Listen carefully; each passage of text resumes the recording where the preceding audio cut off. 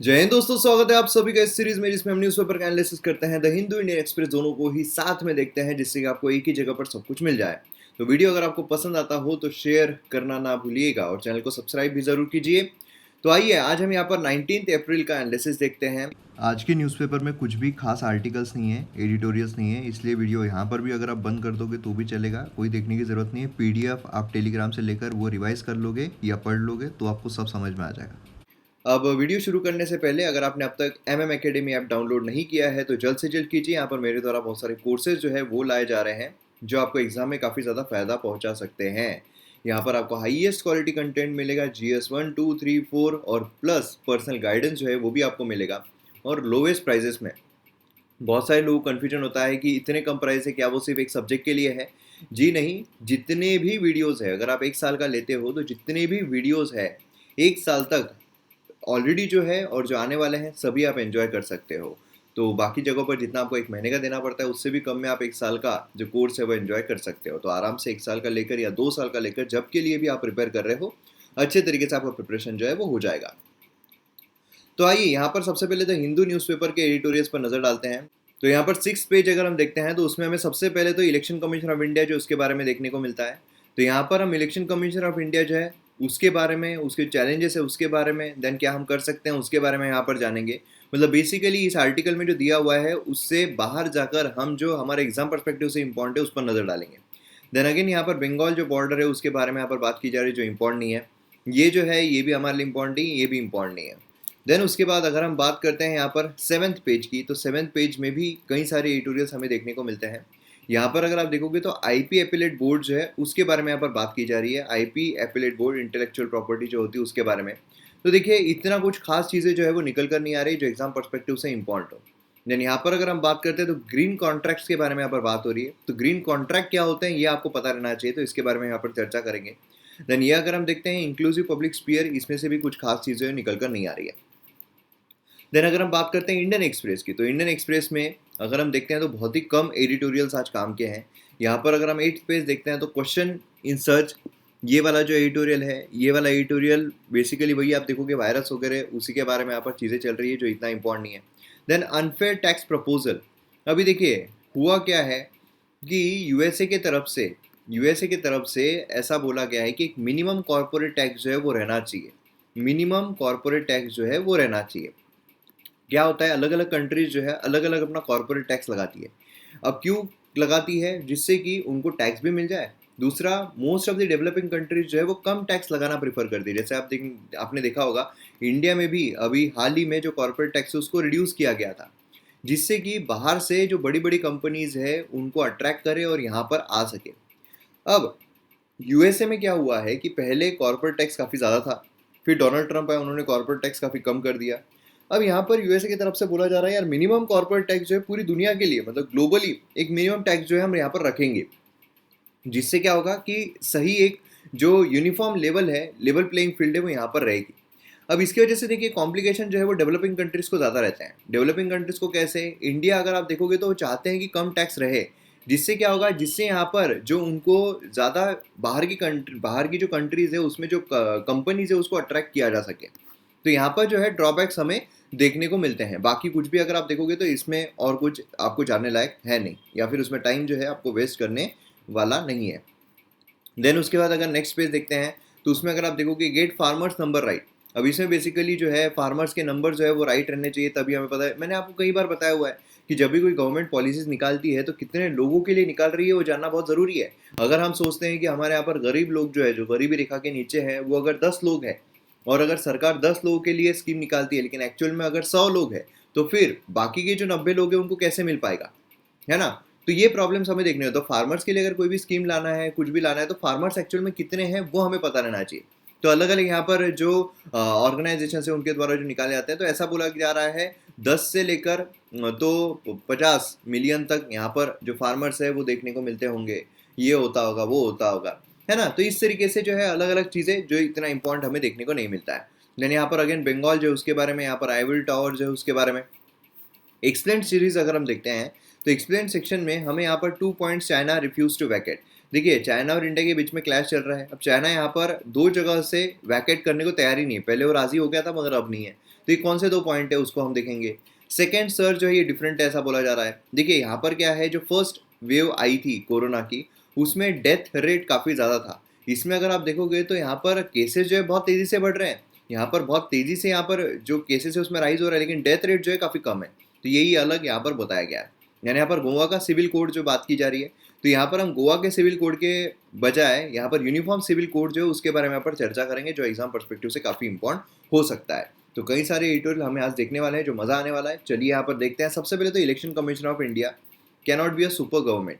तो इसमें अगर हम देखते हैं तो इलेक्शन कमीशन ऑफ इंडिया जो है ये यहाँ पर काफ़ी इंपॉर्टेंट हो जाता है। तो इलेक्शन कमीशन ऑफ इंडिया के बारे में आपको कंप्लीट इन्फॉर्मेशन रहनी चाहिए। सबसे पहले तो ये क्या है, देखिए हम यहाँ पर एग्जाम ओरिएंटेड देख रहे हैं, ठीक है। ये एक ऑटोनॉमस कॉन्स्टिट्यूशनल अथॉरिटी है, ठीक है। ऑटोनॉमस कॉन्स्टिट्यूशनल अथॉरिटी है, मतलब संविधानिक एक बॉडी है, हमारे संविधान में इसका जिक्र किया है। रिस्पॉन्सिबल है union and state election process को कंडक्ट करने के लिए। फिर लोकल बॉडीज के कौन करता है, लोकल बॉडीज जो होती है हमारी जो म्यूनसिपालिटीज है, पंचायत है, उसके कौन करता है, उसके लिए स्टेट इलेक्शन कमीशन जो है उसका गठन किया गया है। देन अब यहाँ पर अगर आप देखोगे तो इलेक्शन कौन कौन से कंडक्ट करते हैं, तो इलेक्शंस कौन कौन से कंडक्ट करते हैं उसमें अगर हम देखते हैं तो हमें देखने को मिलता है सबसे पहले तो लोकसभा के इलेक्शंस कंडक्ट करवाता है कौन, election commission of India. Rajya Sabha का कंडक्ट करवाता है कौन, election commission of India. State legislative assembly के कंडक्ट करवाता है कौन, election commission of India. President and vice president के भी इलेक्शन कौन कंडक्ट करवाता है, इलेक्शन कमीशन ऑफ इंडिया, ठीक है। अब यहाँ पर अगर हम आर्टिकल्स देखते हैं इलेक्शन कमीशन ऑफ इंडिया के, तो हमें 324 से लेकर तो 329 तक देखने को मिलते हैं। इसमें 324 में सुपरिटेंडेंट डायरेक्शन कंट्रोल जो इलेक्शंस के, 325, 326। तो यहाँ पर आप देख सकते हो, जो अगर आपने इंडियन पॉलिटी का जो कोर्स है हमारा MM एकेडमी ऐप पर, अगर वो अच्छे तरीके से देखा है तो फिर आपको ये सारी चीज़ें देखने की ज़रूरत भी नहीं है। देन उसके बाद अगर हम बात करते हैं स्ट्रक्चर की, तो स्ट्रक्चर में हमें देखने को मिलता है कि उसमें 1 चीफ इलेक्शन कमिश्नर रहते हैं जिनकी अपॉइंटमेंट जो है प्रेसिडेंट के द्वारा की जाती है। एंड रिमूवल अगर हम देखते हैं तो similar to that supreme court जजेस, ठीक है। सुप्रीम कोर्ट के जजेस स्पेशल मेजोरिटी से जो रिमूव किए जाते हैं मिसबिहेवियर एंड इनकैपेसिटी ग्राउंड पर, तो वही हमें यहाँ पर देखने को मिलता है। और एक चीफ इलेक्शन कमिश्नर के साथ 2 इलेक्शन कमिश्नर जो है वो भी हमें देखने को मिलते हैं।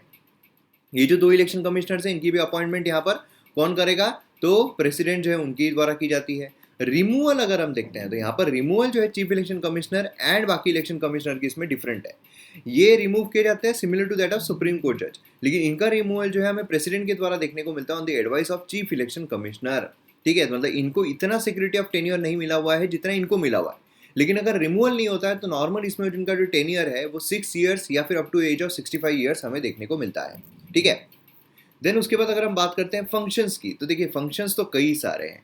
मतलब अगर आप देखोगे तो सबसे पहले तो हमें देखने को मिलता है कि यहाँ पर जो एंटायर प्रोसेस है इलेक्शन की वो यहाँ पर डायरेक्ट एंड कंट्रोल करते हैं।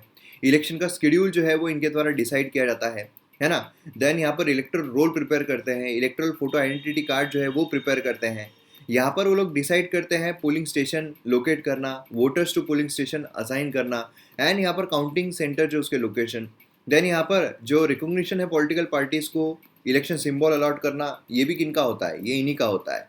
देन यहाँ पर एडवाइजरी जुरिडिक्शन जो है पोस्ट इलेक्टोरल डिस्क्वालिफिकेशन में भी एडवाइजरी जुरिडिक्शन होती है। मॉडल कोड ऑफ कंडक्ट जो है इलेक्शंस में वो लागू करना, यहाँ पर कैंपेन एक्सपेंडिचर जो है पर कैंडिडेट वो लिमिट सेट करना, ये सब होता है इलेक्शन कमीशन ऑफ इंडिया का फंक्शन।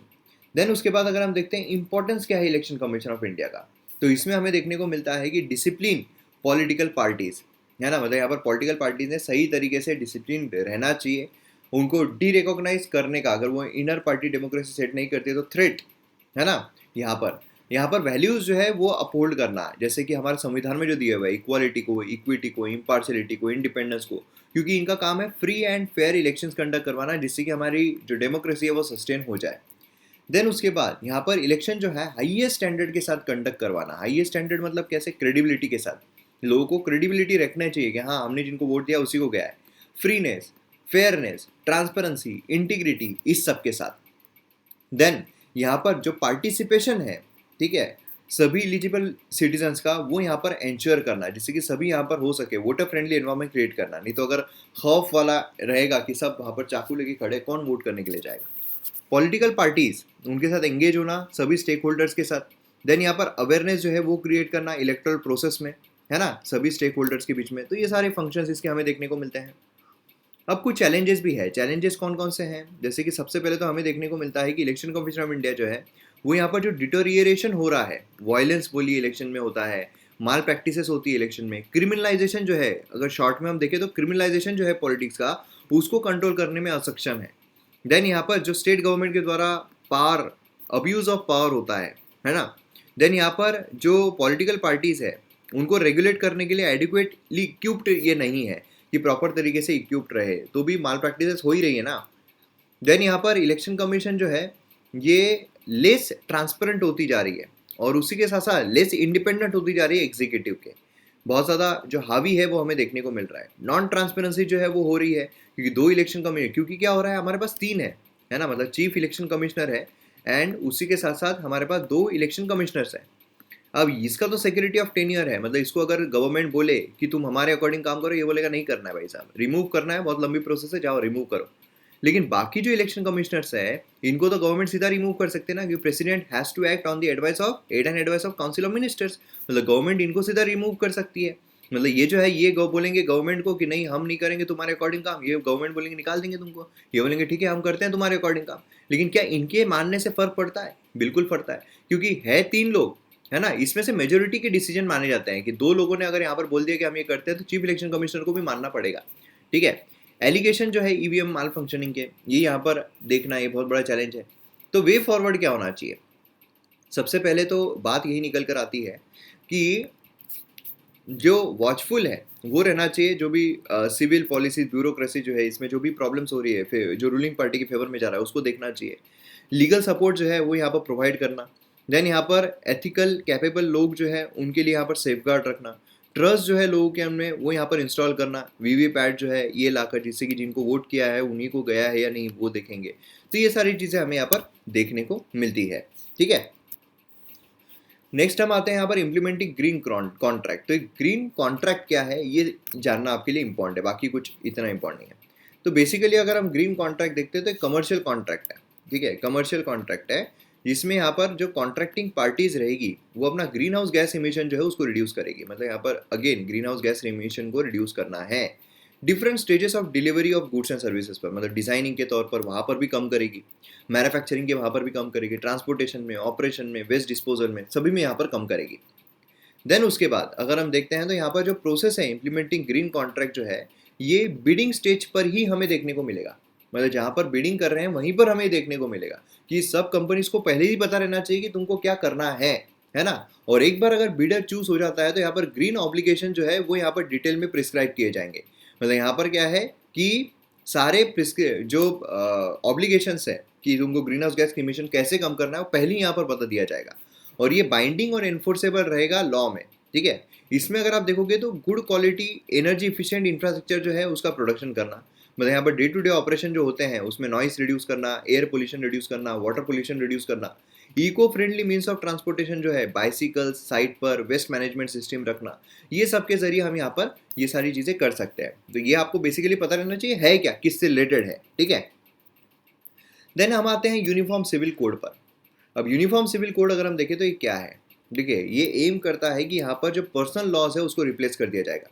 मतलब अगर हिंदूज है तो उनके कुछ पर्सनल लॉज होंगे, मुस्लिम्स है उनके कुछ पर्सनल लॉज होंगे, सिख है उनके कुछ पर्सनल लॉज होंगे। तो ये जो पर्सनल लॉज है इनको यहाँ पर रिप्लेस करता है, जो बेस्ड है कस्टम्स पर, स्क्रिप्चर्स पर, उनको रिप्लेस किया जा रहा है। ठीक है, क्योंकि हर रिलीजन कम्युनिटी का अपना अपना एक पर्सनल लॉ होता है, उसको यहाँ पर रिप्लेस किया जा रहा है कॉमन कोड से, जो यहाँ पर हर एक सिटीजन को उसी से गवर्न किया जाएगा। कॉमन कोड है यहाँ पर। ठीक है, मतलब समझ लीजिए डिवोर्स की प्रथा जो है हिंदू में अलग है, मुस्लिम में अलग है, सिख में अलग है, क्रिश्चियन में अलग है, ज्यूज में अलग है ना, अलग अलग धर्मों में अलग अलग अलग है। तो यहाँ पर क्या होगा कि तुम्हारे अलग अलग हो, लेकिन अब यहाँ पर यूनिफॉर्म सिविल कोड है तो एक ही यहाँ पर जो कानून है वो रहेगा, एक ही तरीके से अब आप जो डिवोर्स है या फिर शादी है वो कर सकोगे। इसमें अगर आप देखोगे तो ज़रूरत क्या है? देखिए ज़रूरत तो है वो सीधी सीधी है कि हमारा देश जो है वो सेक्युलर है ना। सेक्युलर है तो मतलब सभी धर्मों का हम रिस्पेक्ट करते हैं। देन यहाँ पर महिलाओं के जो अधिकार है वो रिलीजियस लॉज पर, कई सारे रिलीजियस लॉज पर रिस्ट्रिक्टेड है, तो महिलाओं को अपॉर्चुनिटीज़ नहीं मिल पा रही है अभी भी, तो वो प्रोवाइड करना हमारे संविधान का काम है। बहुत सारे रिलीजियस ट्रेडिशन जो है हमारे फंडामेंटल राइट के भी अगेंस्ट में जाते हैं। ठीक है, तो उनको यहाँ पर देखना। कोर्ट जो है उन्होंने भी यहाँ पर ओपन किया है कि यूनिफॉर्म सिविल कोड जो है वो रहना चाहिए शाह बानो केस। कॉन्स्टिट्यूशन में प्रोविजन दिया है यूनिफॉर्म सिविल कोड का, आर्टिकल 44, मतलब जो डीपीएसपी है हमारा वहाँ पर, तो इसलिए गवर्नमेंट जो है उनके लिए डायरेक्शन है, उन्होंने यहाँ पर लागू करना चाहिए। वन नेशन वन लॉ अगर रहता है तो काफ़ी आसानी जाती है, जो केसेस है जल्दी रिजॉल्व हो जाते हैं। नहीं तो फिर एक जो है वो अलग अलग अलग इससे कर रहा है तो फिर वहाँ पर जो टाइम पीरियड है वो काफ़ी इंक्रीज होता जाता है। एंड यंग पीपल्स एस्पिरेशन, मतलब ये जो यंग लोग हैं उनको यहाँ पर सही राह मिल जाएगी, उनको यहाँ पर सही तरीका जो है वो यहाँ पर मिल जाएगा, किस तरीके से चीज़ें जो है वो होनी चाहिए, हो सकती है। उसी के साथ साथ यहाँ पर कॉन्स भी हमें देखने को मिलते हैं। प्रॉब्लम्स क्या क्या है? सबसे पहले तो प्रैक्टिकली डिफिकल्टीज काफ़ी ज़्यादा है, क्योंकि अगर आप देखोगे तो रिलीजियस फ्रीडम का वायलेशन हो रहा है, स्टेट ने पर्सनल मैटर में इंटरफेयर नहीं करना चाहिए, तो इससे प्रैक्टिकल डिफिकल्टीज जो है काफ़ी ज़्यादा निकल कर आती है और काफ़ी सेंसिटिव मुद्दा है। अगर ये होगा तो हो सकता है कि कम्युनल राइट जो है वो भी हमें देखने को मिले। ठीक है, तो ये सारी चीज़ें हमें देखने को मिलती है। नेक्स्ट यहाँ पर आ रहे हैं हम, what are hot spring and Gogra post. तो ये अगर आप देखोगे तो ये चाइना से रिलेटेड है, मतलब 2 फ्रैक्शन पॉइंट जो है, patrolling point 15 PP15 hot spring में एंड PP17A गोगरा पोस्ट में चाइना जो है अभी भी उनका प्लेटून लेवल स्ट्रेंथ जो है वो हमें देखने को मिल रही है। देखिए क्या होता है, एक होती कंप्लीट स्ट्रेंथ जो आपने पूरे अपने सोल्जर्स रखे हैं, एक होती है प्लाटून, मतलब यहाँ पर जो पेट्रोलिंग करते हैं तो कुछ लोगों को यहाँ पर रखा जाता है। तो वो स्ट्रेंथ अभी भी हमें यहाँ पर ये 2 जगहों पर देखने को मिल रही है। देखिए फिंगर्स होते हैं ना, फिंगर 1, फिंगर 2, फिंगर 3, फिंगर 4, तो क्या है कि एक तो सबसे इंपॉर्टेंट चीज़ तो यहाँ पर ये निकल कर आती है कि हमारे पास जो इंडिया चाइना कॉन्फ्लिक्ट है वो basically line of actual control के वहाँ पर है। ये आप देखो कि ये वाला है लाइन ऑफ एक्चुअल कंट्रोल। अब ये जो लाइन ऑफ एक्चुअल कंट्रोल है ये एलओसी के तरह ये डिमार्केटेड नहीं है। डिमार्केटेड मतलब क्या है कि दोनों ही नेशन को पता है कि कौन सी लाइन है, तो यहाँ पर कॉन्फ्लिक्ट जो है वो चलती रहती है। इंडिया बोलता है कि तुम इतने फिंगर पॉइंट तक आ सकते हो, वो चाइना जो है वो और ज़्यादा अंदर घुसते जाता है। अभी कॉन्फ्लिक्ट जो है हमें गालवान वैली के वहाँ पर देखने को मिला है ना, यहाँ पर हॉट स्प्रिंग आप देख सकते हो। देन यहाँ पर पेंगोंग लेक जो है वहाँ पर हमें देखने को मिल रहा है। तो कई सारे कॉन्फ्लिक्ट जो है वो हमें कंटिन्यूसली देखने को मिल रहे हैं। तो यहाँ पर अगर आप देखोगे तो चाइना जो है जहाँ पर उसको रहना चाहिए था और ज़्यादा अंदर वो देखने को मिल रहा है। पेट्रोलिंग स्टेशन जो है वहाँ पर वो देखने को मिल रहा है। अब यहाँ पर PP17A क्या है? तो ये जो 2 पॉइंट्स है पेट्रोलिंग पॉइंट्स है, ठीक है, ये डिसाइड किए गए हैं, मतलब चाइना स्टडी ग्रुप CSG, ये जो है सेटअप किया गया है 1976, जब इंदिरा गांधी जो है प्रधानमंत्री थी। अपेक्स डिसीजन मेकिंग बॉडी है चाइना में, और बाउंड्री जो है इंडिया एंड चाइना के बीच में ये ऑफिशियली डिमार्केटेड नहीं है कि कौन सी डिमार्केटेड है, उसी वजह से कॉन्फ्लिक्ट और ज़्यादा बढ़ जाता है। अब अगर हम यहाँ पर PP15 देखते हैं तो कहाँ पर लोकेटेड है? ये हॉट स्प्रिंग वाला जो इलाका है, ये आप देखोगे ये वाला हॉट स्प्रिंग इलाका, यहाँ पर हमें लोकेटेड जो है ये देखने को मिलता है। और PP17A जो है ये गोगरा पोस्ट जो है वहाँ पर हमें देखने को मिलता है। अब यहाँ पर अगर आप देखोगे तो ये 2 एरियाज कहाँ पर है? तो ये चांग चेनमो रिवर जो है गालवा सबसेक्टर LAC में वहाँ पर देखने को मिलती है। एरिया जो है north of Karakoram range of mountains, जो हमने ऑलरेडी देखा हुआ है। अब इसका काफ़ी सिग्निफिकेंस जो है वो भी हमें देखने को मिलता है ना, क्योंकि ये जो एरियाज़ है ये एरियाज़ ऐसे हैं जहाँ पर अगर उनका कब्जा हो जाता है तो फिर काफ़ी कॉम्प्लिकेशंस बढ़ सकते हैं, क्योंकि समझ लीजिए जो एरिया है वो इस तरीके का है जहाँ पर स्ट्रेटेजिकली काफ़ी इंपॉर्टेंस हमें देखने को मिलता है। इसलिए अब उसी के साथ साथ इंटरनेशनल ग्राउंड पर भी अगर आप देखोगे तो कॉन्फ्लिक्ट जो है चाइना इस तरीके से करते रहेगा तो फिर और ज़्यादा कॉम्प्लिकेशन जो है बढ़ते जाएंगे दोनों कंट्रीज़ के बीच में, और हो सकता है कि वॉर जो है वो भी देखने को मिले। ठीक है, तो इतना ही हमारे एग्जाम पर्सपेक्टिव से जानने लायक है। तो यहाँ पर हमारा जो वीडियो है वो ख़त्म होता है। मैं उम्मीद करता हूँ आपको वीडियो पसंद आया होगा। पसंद आया तो शेयर ज़रूर कीजिए, सब्सक्राइब कीजिए। इस तरीके से माइंड मैप्स की PDF अगर आपको चाहिए तो आप टेलीग्राम पर फॉलो कर सकते हो। मिलते हैं अगले वीडियो में। जय हिंद।